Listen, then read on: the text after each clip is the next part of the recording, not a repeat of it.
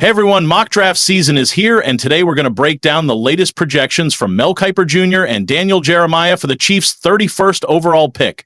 Two different names, but one common goal, strengthening Mahomes' protection. Will we finally get a reliable left tackle? We'll analyze everything, scouting reports, stats, and of course, our thoughts as passionate fans. But first, if you want the Chiefs to have an epic draft, like the video, if we reach 500 likes, I guarantee Brett Veach will make the right call. Strengthen the team.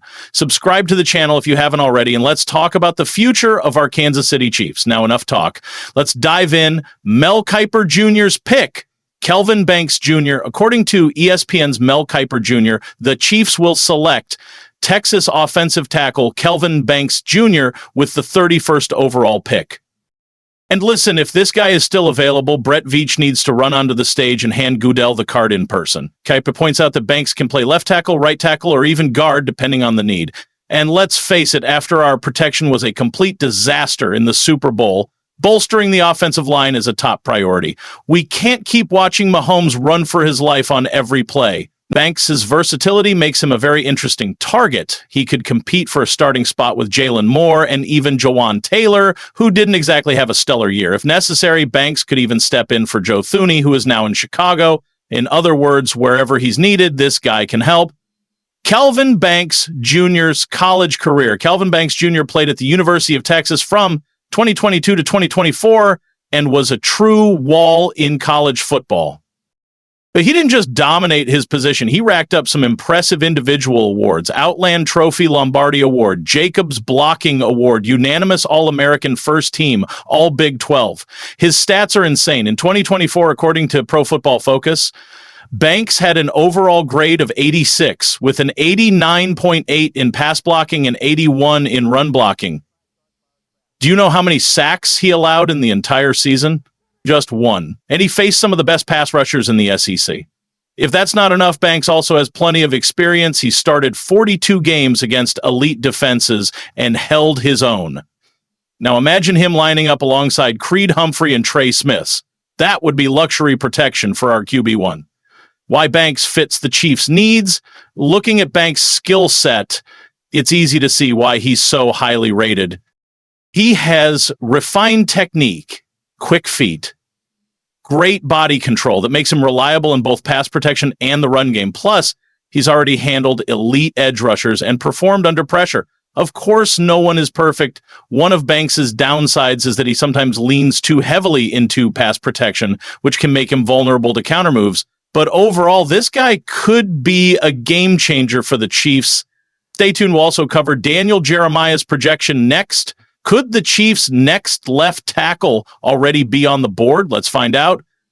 Like, subscribe, and comment your thoughts. Let's build a championship team together, making life easier for a more explosive defender. This is something that can be fixed with practice, especially if Kelvin Banks Jr. has time to develop within the Chiefs system. Now, I want to hear from you. Would you draft Kelvin Banks Jr. if he were available at pick 31? Comment D for draft or P for pass. Let's see what everyone thinks about this potential Chiefs pick. Daniel Jeremiah's projection. Josh Simmons. Now, let's see what NFL Network's Daniel Jeremiah thinks the Chiefs will do. Jeremiah projects that Kansas City will select Ohio State offensive tackle Josh Simmons with the 31st overall pick. Unlike Banks, Simmons isn't as big a name, but he has some intriguing qualities. Jeremiah believes that even with the arrival of Jalen Moore, Simmons might be a better option at left tackle. After all, our offensive line desperately needs more talent and depth. Simmons' versatility. Simmons' biggest asset is his versatility. He can play both tackle and guard, which could be extremely useful depending on how the Chiefs set up their offensive line. But is he the best choice available? Let's break down the details. Josh Simmons' college career. Simmons began his career at San Diego State, where he put up a strong performance in 2024.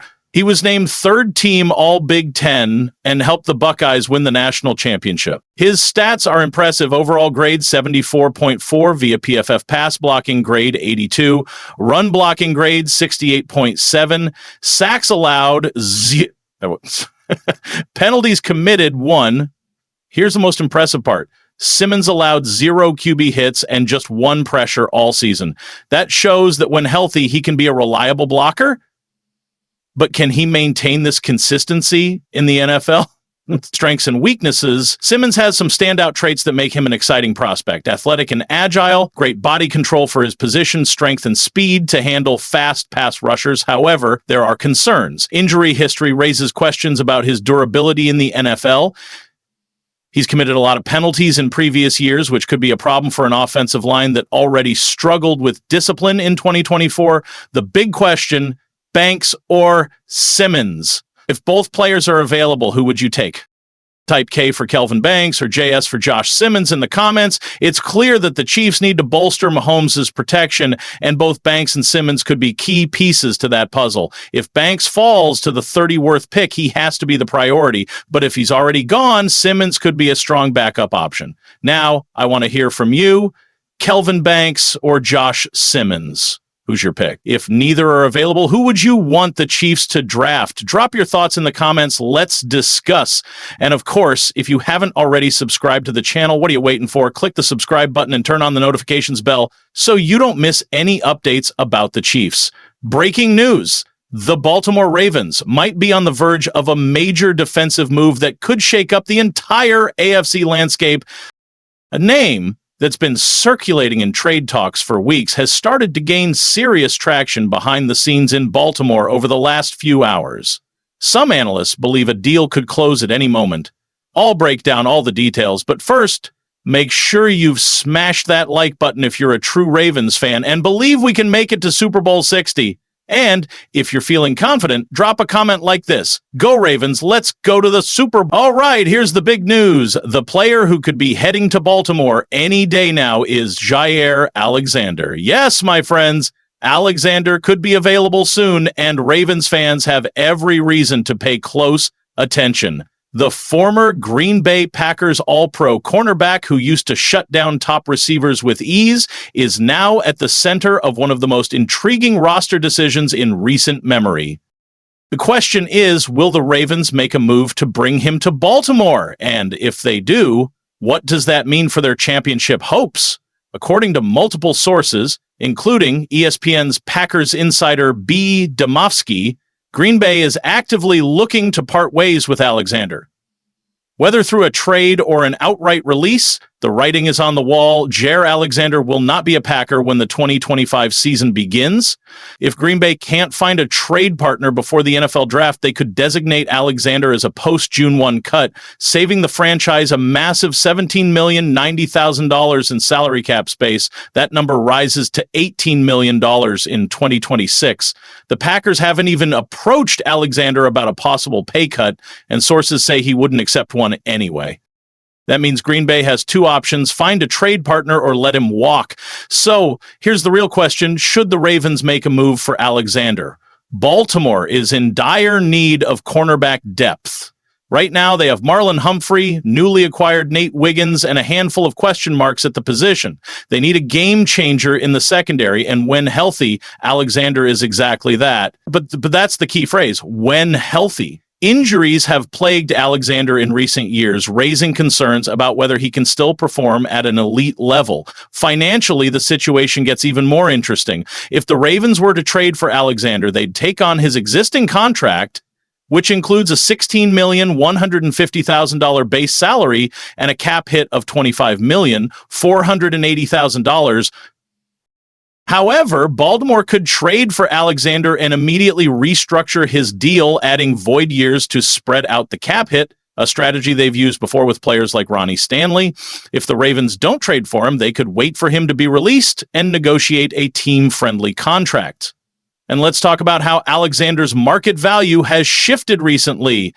Earlier this week, Houston Texans cornerback Derek Stingley Jr. signed a 3-year, $90 million contract. That deal completely changes the market for top-tier cornerbacks, making Alexander's current contract look surprisingly reasonable by comparison. A few days ago, teams may have balked at taking on Alexander's salary. Now, that $16 million base salary doesn't seem so bad. But if Baltimore isn't sold on Alexander, there are other options. The free agent market still has some solid corners available, including Asante Samuel Jr., Stephon Gilmore, Rasul Douglas, Mike Hilton, and Kendall Fuller. Signing one of them would come at a lower cost and without the injury risk that comes with Alexander. That said, none of them bring the same all-pro pedigree Alexander offers when he's at his best. The upcoming draft also gives Baltimore a chance to address their secondary. With Brandon Steffens gone, the team is expected to target a cornerback in the first 2 rounds.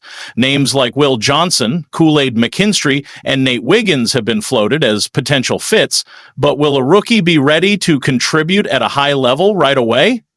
That's a gamble the Ravens might not want to take. At the end of the day, this decision comes down to risk versus reward. If Alexander gets released, the Ravens could sign him on their terms, potentially landing an elite playmaker for a fraction of his current cost. But if another team swoops in first, Baltimore could be left scrambling to fill a critical hole in their secondary. So now it's your turn, Ravens fans. What do you think? Should Baltimore go all in on J.R. Alexander? Should they wait and see if he gets cut? Or is there another cornerback you'd rather see in purple and black next season? Drop your thoughts in the comments, and let's break this down together. One thing is certain, if J.R. Alexander becomes available, Baltimore must be ready to act fast.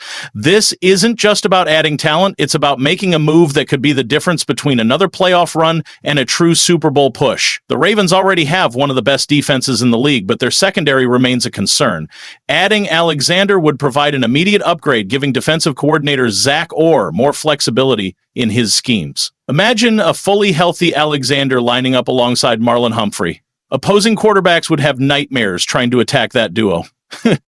But there's always a flip side. Alexander has struggled to stay on the field, missing significant time over the past few seasons. That's why some teams might hesitate to give up draft capital for him. If you're the Ravens, are you willing to take that risk? Or would you rather go after a more durable but slightly less talented free agent corner? Let me know what you think in the comments.